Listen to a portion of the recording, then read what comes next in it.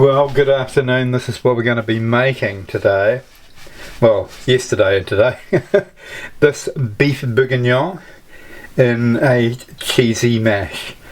And this is absolutely divine. Come on, let's get cooking.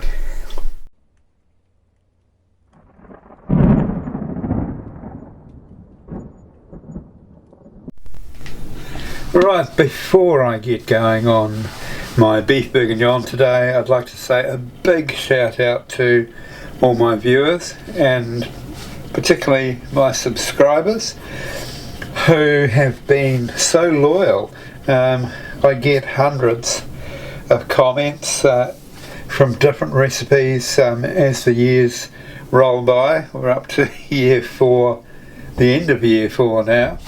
And it's always great that people actually spend the time to not only watch the recipes but they make them, and then they come back to me and they tell me what they think, and sometimes in great detail. And I'm so lucky. I mean, 99.9, almost 100% of the comments are constructive and positive, and I hardly get any negative or trolling comments at all. I'm very lucky.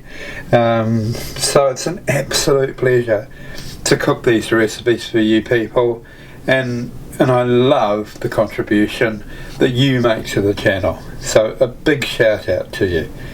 Let's get going and make this beef bourguignon. I'm going to start with this bacon here. I'm going to chop this up and fry it up, and then we'll caramelise this rump steak. Right, so here's our bacon all nicely chopped up, and I'm going to pop that into my casserole dish, and we'll just render that down, making a nice fond for the rump steak. Now, while we're waiting for that pan to warm up, I'm going to make up about 500 mils of beef stock and have that at the ready for a little bit later on. Right, let's get in with our bacon. About 200 grams here, and you can see the sort of size I've chopped it up. We're just going to render the fat out of this, and then we'll take it out of the pan and put our rump steak in. Right, so there's the bacon we've taken out, and we've got a rather thin layer of fond. That bacon was probably a bit lean, and now we're going to put our rump steak in. There's our rump steak all nicely cut up. Now we'll put a little bit of rice bran oil in here. It's just beginning to smoke. Turn it down a wee bit, and we'll throw this in.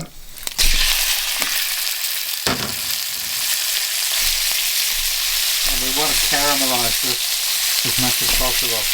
I'll come back when this noise is toned down. There you go, that's just 30 seconds in there. It's got that nice and brown. That's the sort of heat that you want, so you get some good caramelisation on that steak. Okay, while your beef is caramelising, we can mince our garlic and chop up our big red onion.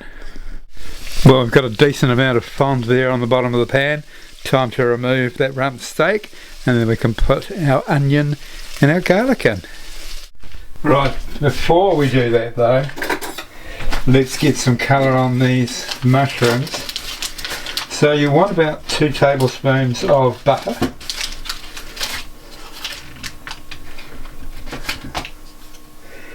Mushrooms are well known for soaking up this, and what we'll also do is pop in about a tablespoon of rice bran oil to stop that burning. That's looking good. Let's get in with our mushrooms, and what we're looking to do is get these golden brown. We don't necessarily need to cook them all the way through, but let's get some colour on them, and then we'll come back. And there we go, we've already got some colour there, and if anyone knows that combination of melted butter and mushrooms, There is no better flavour. Right, I'm about a minute away from taking that off the heat, and then we'll get our onions and garlic in. Right, this is the business end, as they say. In with our red onion. I'll try not to cover up the camera. Here we go. While that's heating up, I'll mince the garlic. Right, now in with the garlic. I'll just stir that around. See that fond is still stuck there. Once we get our red wine into that, you'll see that lift. Rightio, let's crack in this red wine.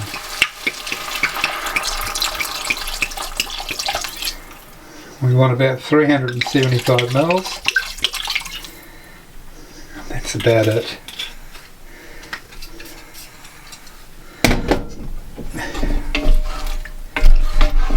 Now that should lift that fond off very nicely. Rightio, then let's pop our bacon and our steak back in.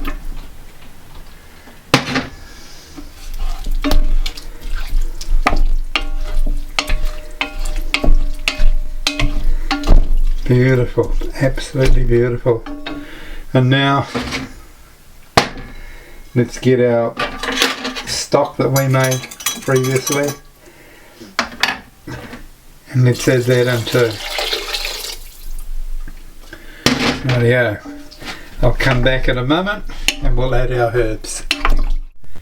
Now what I did forget to do was add the flour, but I've already put all the liquid in, so I've actually removed some of the meat, and I'm going to mix not only the flour but also a bit of beef bouillon powder as well. So we'll just sprinkle that over, work it into the meat, and then we can return it back to the main pan, and that'll stop it from clumping. There we are. Let's get that back in.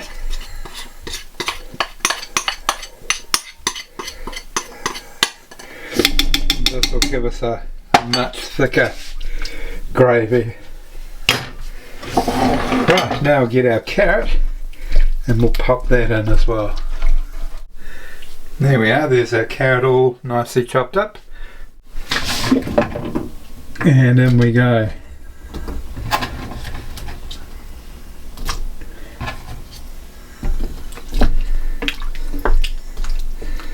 Now we'll get our herbs in there, and then we can put it into the oven for a couple of hours. Right, now in with our parsley.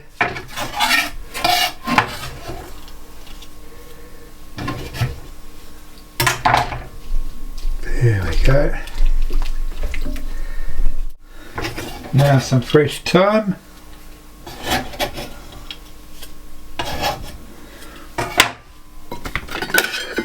And a grind of pepper, salt, and some black pepper.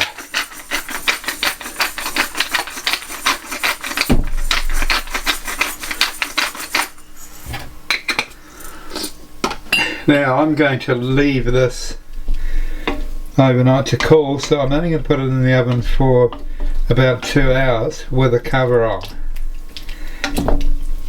And you need that because you don't want to lose any of this precious liquid. It's going to be in the oven at 160 degrees, around about the middle of the oven. So, and once it's been in for 2 hours, I'll take it out and I will cool it, and then I'll leave it in the refrigerator overnight, and then we will reconvene back here in my kitchen tomorrow morning. Right, I've just put the mushrooms into the beef bourguignon, stirred it up and put it back in the oven for half an hour. While that's happening, we're going to cook our potatoes so that they're ready in roughly half an hour's time. So I'll probably give it 15 minutes before I start putting these on to boil. Right, and that's with all the mushrooms incorporated. That's hot to go now. We're just waiting for our potatoes to cook, then I'll mash them, add a little bit of cheese, and we'll serve. Right, that's the potatoes all ready, so I'm just going to pop some pieces of butter in here, lid on, and leave them for 5 minutes. Now that butter's melted, we can get in and mash these.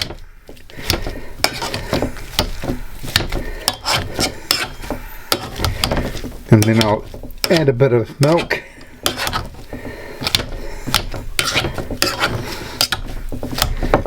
Because they look as if they're a little bit dry.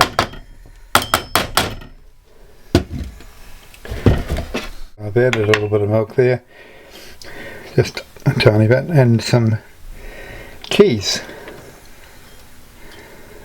as well.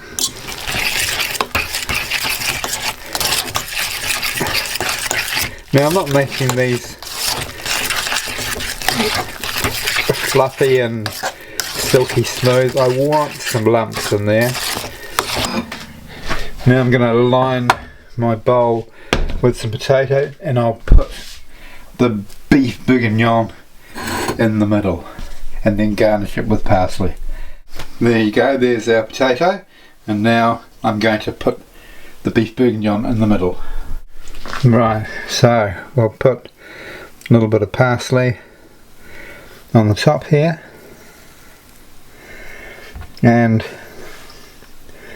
we're just going to put a little bit of extra cheese on the potato. And there we have it, our beef bourguignon and cheesy mash. Right, I guess we better have a taste, hadn't we? Let's start with this carrot and this beef with a little bit of mash.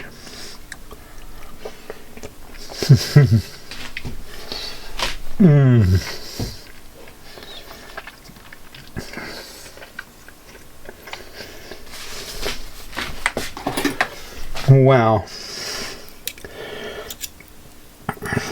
this beef is just falling apart. Don't know whether you can see that, but it's just flaking. So beautiful. Alright, thank you so much for watching. I hope you make this at home.